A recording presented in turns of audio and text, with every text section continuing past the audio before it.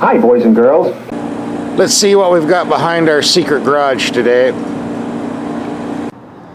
Before we begin this video test, I've been getting some complaints because I don't have dancing or music in my videos.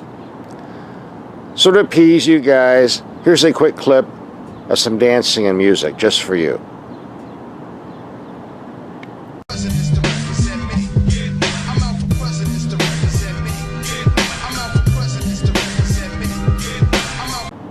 There you go. If you didn't like the person dancing, complain to him. Now that we're back, this is the 2017 Dodge Durango. This has a long 120-inch wheelbase and certainly looks it. And here we have the rear view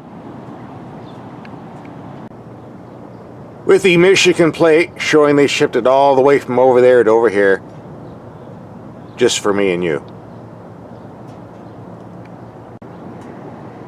The base price of a Durango stickers for around $30,000, but this one was a bit more, as we'll see by looking at the window sticker. This was the upgraded RT version, which includes a long list of standard equipment, too long to read here. I'll just show it to you on the screen.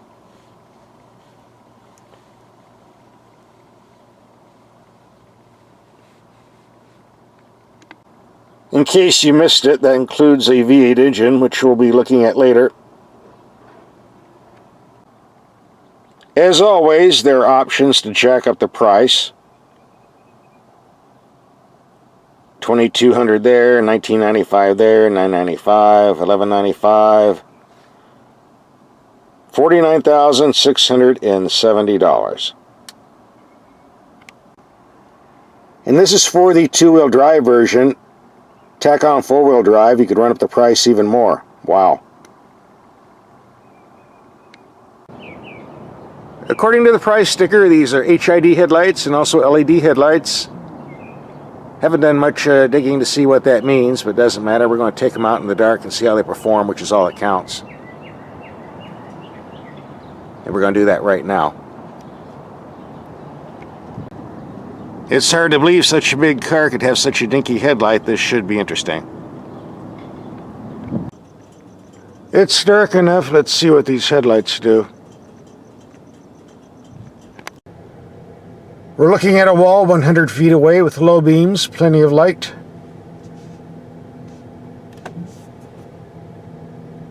Now we have the high beams and plenty of light again.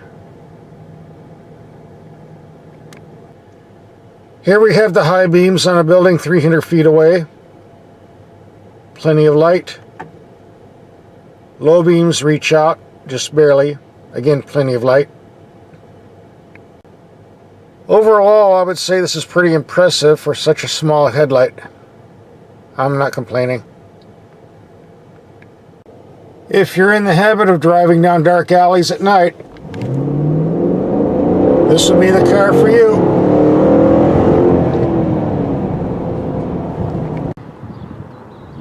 The base engine is a V6 putting out 290 horsepower. I've driven that. It's more than adequate for most uses. A good choice. If you order the RT version, you get the 5.7 liter V8 Hemi putting out 360 horsepower. So equipped in two-wheel drive, we're looking at a dry weight of around 5,100 pounds. Which gives us a fuel economy rating of 14 mpg in the city and 22 on the highway. Here's my main beef. If I'm going to spend 50 grand on an upgraded V8 RT, I want people to know what I spent. I want to see RT emblems on the outside of the vehicle, but sadly, we only get one. A dinky little emblem right here that very few people are going to see. There's no RT emblem on the grille, which is unusual. Dodge does this for all of their cars. And no RT emblem anywhere else. Looks just like the V6 version. I think this is a marketing mistake we need an RT emblem in bright orange right about here. Are you listening, Dodge? In spite of the hefty weight, there's certainly no complaint about the RT V8 performance.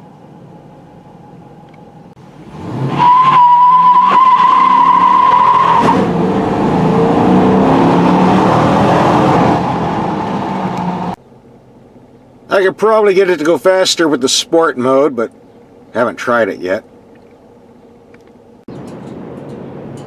Dodge doesn't like me doing burnouts in their nice, pretty new car, so I'll just tell you that in a Dodge Challenger with the 5.7, I got a 0 to 60 at 5.3 seconds, and in this heavy 3-ton monster, all right, 5,100 pounds, I got 0 to 60 in 5.9 seconds, which is plenty quick for what is basically a truck.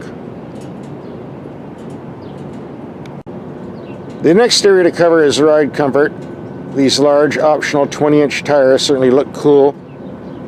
They do raise ground clearance a bit if you're going off-road, which we'll talk about later. But they also pound suspension on rough bumps. We're going to take a ride on some speed bumps and show you how this works. Just for the record, the pounding noises you're hearing as we hit these speed bumps sound worse than it really is. The suspension actually does a great job of absorbing impacts. Here's our first one, 22 miles per hour. Here's one at 30.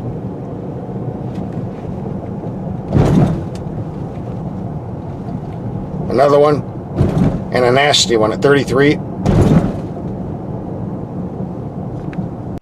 Again, the impacts in the video are misleading. You heard a bunch of thumping noises, you saw the vehicle shake, but this Durango is solid as a rock and absorbs all the impact with ease. If you've ever driven a very expensive, heavy German car, then you know what I'm talking about.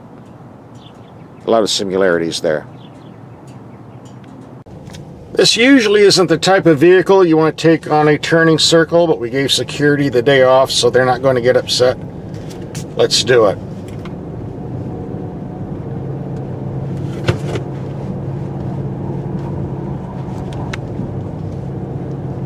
A bit of body lean to my surprise, but we're really hanging in here.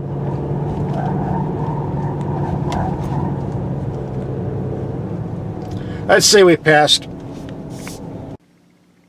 It was never a secret in the automotive industry that Dodge interiors used to be garbage. I'm happy to report those days are over. Certainly on the Durango, they've done a great job of improving the materials and workmanship. No complaints here. We get a very nice gauge cluster with lots of useful information on the information pod in the middle.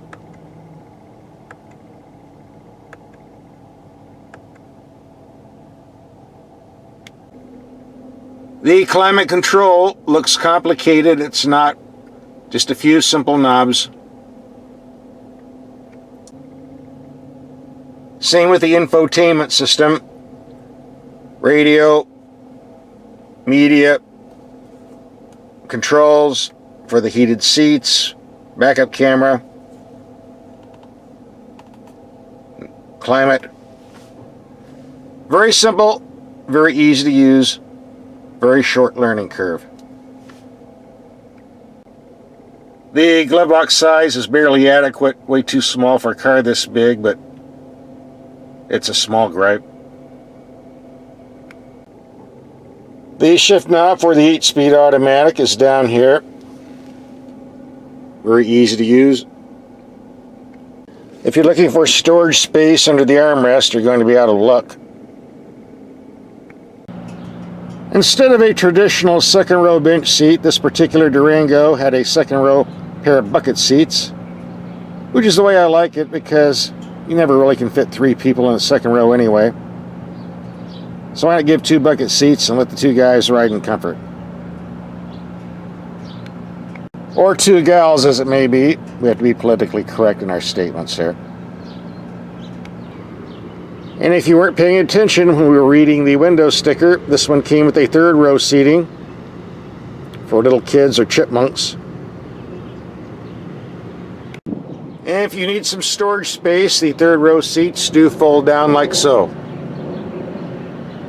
The question is, where is the spare tire? Nice storage compartment, by the way.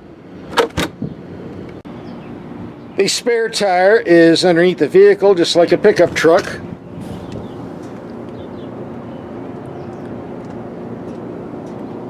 So think of all the fun you're going to have changing that if you get a flat.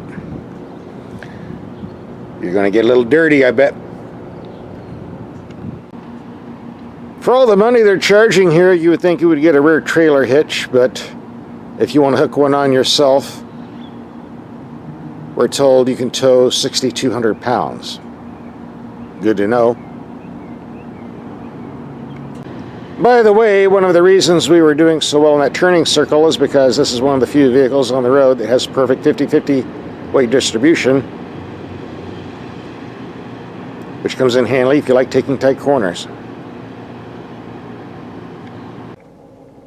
All this racing around in the city and some of these burnouts has brought us down to 12.8 mpg. We're going to have to take this on a highway trip and redeem ourselves. That's coming up later in the video. I've been driving this car for 3 days, and one feature I like are the paddle shifters, which are mounted on the steering wheel where they should be, not on the steering column where they shouldn't be, like Ferrari, Lamborghini, and Nissan does. If they're mounted on the steering wheel, they can be manipulated regardless of the steering wheel position. Unlike column-mounted paddle shifters, which can only be manipulated when you're traveling in a straight line. This is where they belong, on the steering wheel. Enough said. What I didn't care for was the electric-operated steering wheel setting. I don't know why people like power adjustable steering wheels. They're too slow, too awkward. The manual operates a lot quicker, more efficiently, and this adds a lot of dead weight. But that's just my opinion. I guess when you spend 50 grand on a car, you expect an electric operated steering wheel mover. And that's what we get here. If you're looking for an excellent highway cruiser, the Durango is hard to beat. Its massive 5,100 pound dry weight, 50-50 weight distribution, and low ground clearance result in an excellent high-speed stability and low wind noise. And while the base V6 engine is more than adequate for any use, it's nice to have this powerful V8 Hemi, especially when climbing these steep mountain grades that are going to take us to the 6,000 feet level. Here we go. We just took a highway trip climbing from 2,000 to 6,000 feet. Approximately 100 miles, at least 75 miles per hour, 18.9 mpg. Not bad, really. Later, we'll be making a return highway trip going downhill. We'll total up the mileage, divide by 2, and get the actual MPG figure for highway driving on the Durango V8. As far as I'm concerned, an SUV isn't really an SUV unless it can be taken off-road. Here the Durango is a mixed bag. In all fairness, you do have decent ground clearance along most of the driveline and wheelbase. And you can always order four-wheel drive. If you're driving in mud or snow, it helps a lot. But here's the problem. The front end hangs out too much. It also hangs too low. It means your approach and departure angles basically suck. On most pickup trucks, it's fairly easy to get some tools and undo the front air dam to raise your ground clearance. Here it's not going to happen. You're pretty much stuck with what you've got.